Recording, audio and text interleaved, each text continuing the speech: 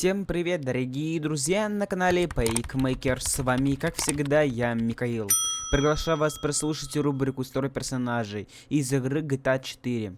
Сегодня я расскажу про Элизабета Лис Торрес.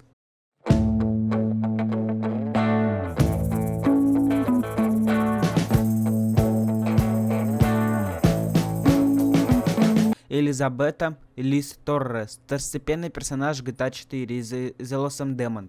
Занимается сбытом наркотиков в Бохане. Впоследствии нанимает на работу Джонни Клебица и Ника Беллика. А если вы хотите узнать о разных раздачах на разных площадках, или вот на приложении iOS и других разные промокоды, разные игры, разные площадки, разные халява, то присоединяйтесь к моей группе «Ну просто халявы». Ссылочка находится в описании данного видеоролика. Тут каждый день модерация данной группы, в том числе я лично, вас радует разными халявами. We've been living in sin so long, all the fields are gone. Элизабет – успешная и влиятельная торговка наркотиками в Бохане, у которого работают Джонни Клебиц и Ника Беллик. Элизабет Торрес родилась в 1977 году в Пуэрто-Рико, хотя в полицейском управлении Лос-Анджелеса местом ее рождения указано Южный Бохан. В марте полной благодати.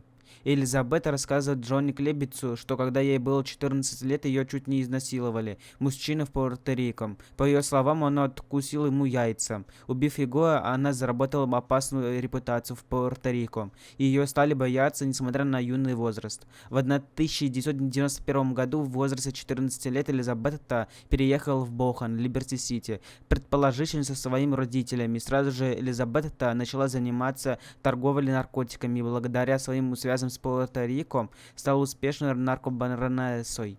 Выросшая в Бохане, Элизабета познакомилась с Мэнни Эскуэлой и, возможно, с Мэлори Бардас, которых она, вероятно, знала раньше, поскольку они оба родились в Пуэрто-Рико. Вполне вероятно, что Мэнни и Элизабет вскоре отдалились друг от друга, поскольку Мэнни заработал себе репутацию пацифиста и чистильщика улиц, уничтожая наркоторговцев в Бохане, а Элизабета была именно тем, что он стремился искоренить, что, вероятно, привели к их расставанию. В период с 1991 по 2002 год Элизабету арестовывали 6 раз, дважды за хранение кокаина в 91 и 93 годах, соответственно. Один раз в 94 году за нападение и еще 3 раза за хранение героина в 96 году, хранение оружия в 2000 году из-за незначительного правонарушения сексуального характера в 2001 году. В какой-то момент до 2008 года она создала свою наркоимперию.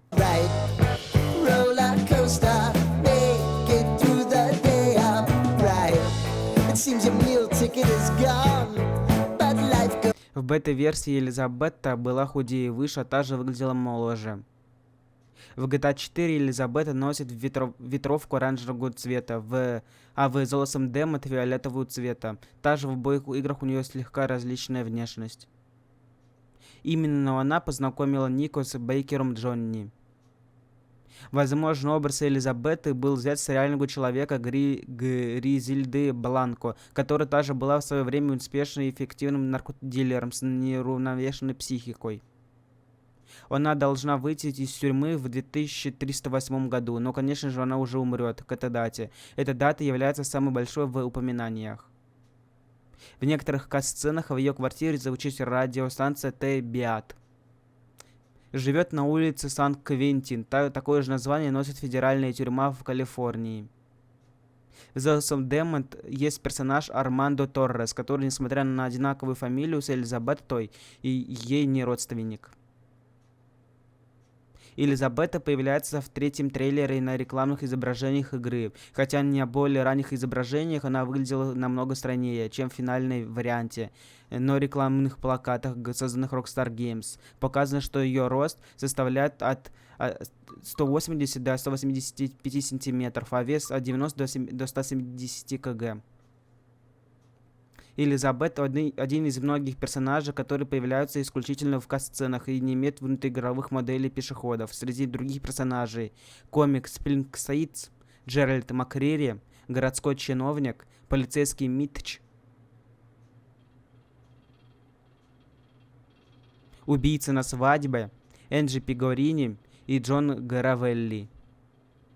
Из-за ее поведения в присутствии других женщин и ее отношений с Марто, некоторые предположили, что Элизабет либо лесбиянка, либо бисексуалка. Скорее всего, бисексуалка, так как она была замужем за 3 мужчинами. Джонни Клеббитс и Малко обсуждал ее во время перераспределения веса.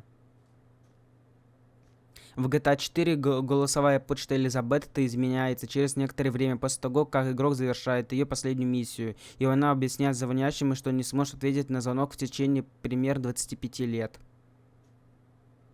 Автомобиль Элизабет — уникальный белый розовый Вуду, который можно получить только во время миссии «Имейте сердце». Дорогие друзья, желаете меня поддержать? Подписывайтесь на Boosty.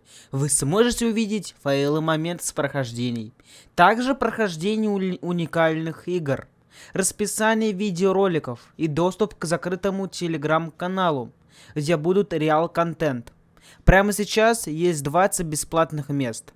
Так что успейте написать мне в ЛСВК. Ссылочка находится в описании данного видеоролика. И на этом история про Элизабет Лис Торрес из игры GTA 4 подходит к концу. Всем спасибо за просмотр. Не забывайте план действий, который видите про ваши экраны, канал, колокольчики и подписка на канал. С вами был Михаил с канала Пайкмейкер.